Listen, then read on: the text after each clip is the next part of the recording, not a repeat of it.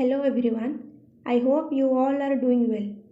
I am K. Ambikachari, TGT SST, OAB Hathiota Ganjam, welcoming you all to my channel SST Champs. In this video, we will continue the first chapter of Class 8 History, that is How, When and Where. So let's start our next concept, that is periodization of Indian history. Now, what does this term periodization mean in history?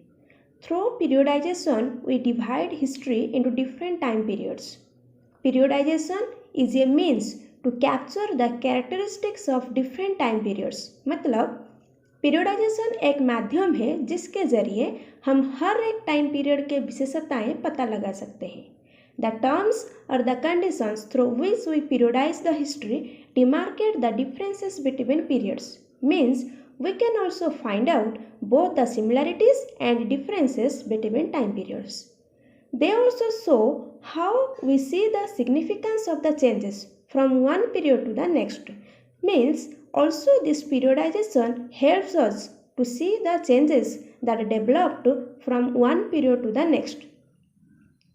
For example, if we periodize a man's life into 4 time periods, such as infancy, childhood, adulthood, and old age, then it will be easy for us to figure out the characteristics of each time period. And also, through this periodization, we can observe the changes in man's life from infancy to old age period. Now, I am going to introduce you all with a legend in Indian historiography who first time made periodization on Indian history. He is the Scottish economist and political philosopher. He is James Mill.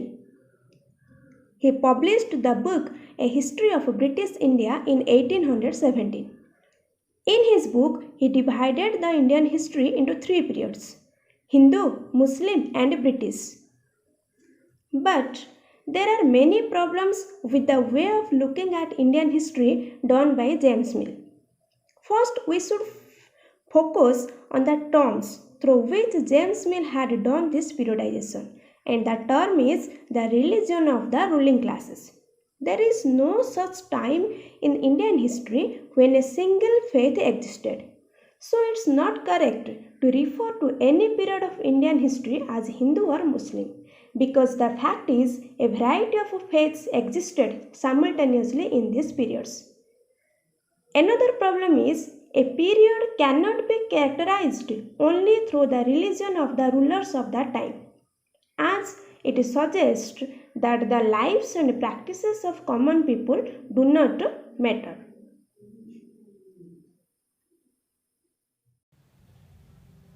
James Mill has also commented on Indian society while defining his periodization. He has compared the Indian society as a part of Asian society with the European societies and saying that Indian societies were at a lower level of civilization than Europe. According to his book, before British came to India, Hindu and Muslim despots ruled over our country. And during Hindu and Muslim administration, religious intolerance, caste taboos, and superstitious practices like sati pratha, child marriage dominated the Indian social life. On this matter, James Mill had given a suggestion that only British rule could civilize India, and to do so, the British should conquer all the territories in India to introduce European manner, art, institutions and laws in India, because India was not capable of progress without British help.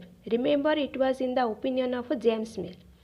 But such a conception on India cannot be accepted today, because Indian science, philosophy, medicine, law, art, institutions had its own position in the past, and under British administration, India saw only domination and exploitation, right? Let's move on to another periodization. Historians have divided Indian history into ancient, medieval and modern. This periodization is also borrowed from Western thought. First, let's find out the terms of this periodization. This periodization is based on the terms of social, political and economic development. Well, this division too has its problems because following the Western perspective, this periodization claimed that modernity associates with science, reason, liberty and equality, and medieval is a period where these features of modernity didn't exist.